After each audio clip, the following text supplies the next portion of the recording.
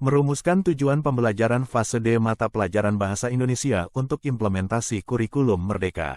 Tujuan pembelajaran merupakan deskripsi pencapaian 3 aspek kompetensi, pengetahuan, keterampilan, sikap, yang perlu dibangun melalui 1 atau lebih kegiatan pembelajaran.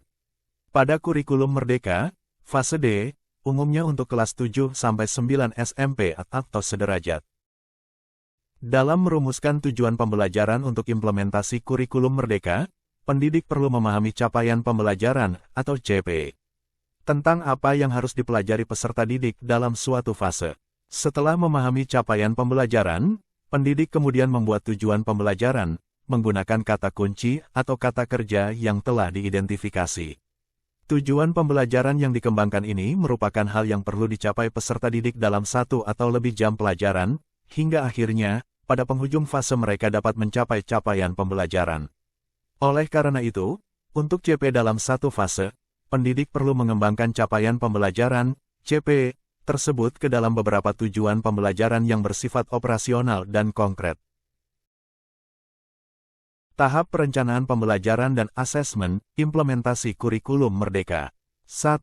Memahami capaian pembelajaran. 2. Merumuskan tujuan pembelajaran. 3. Menyusun alur tujuan pembelajaran. 4. Merencanakan pembelajaran dan asesmen. Pada presentasi ini, akan dibahas apa capaian pembelajaran pada kurikulum Merdeka, fase D, tingkat SMP, dan bagaimana cara merumuskan tujuan pembelajaran.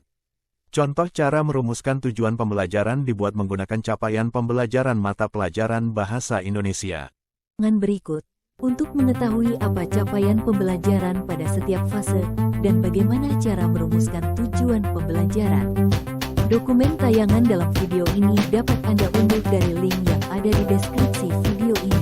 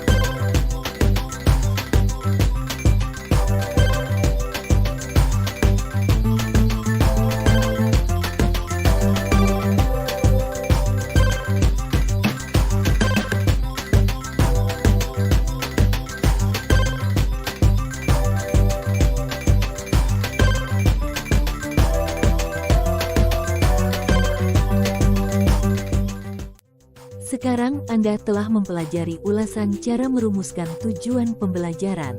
Selanjutnya, Anda dapat mempelajari tahap berikutnya dari perencanaan pembelajaran dan asesmen implementasi kurikulum Merdeka, yaitu menyusun alur tujuan pembelajaran atau ATP, merencanakan pembelajaran dan asesmen.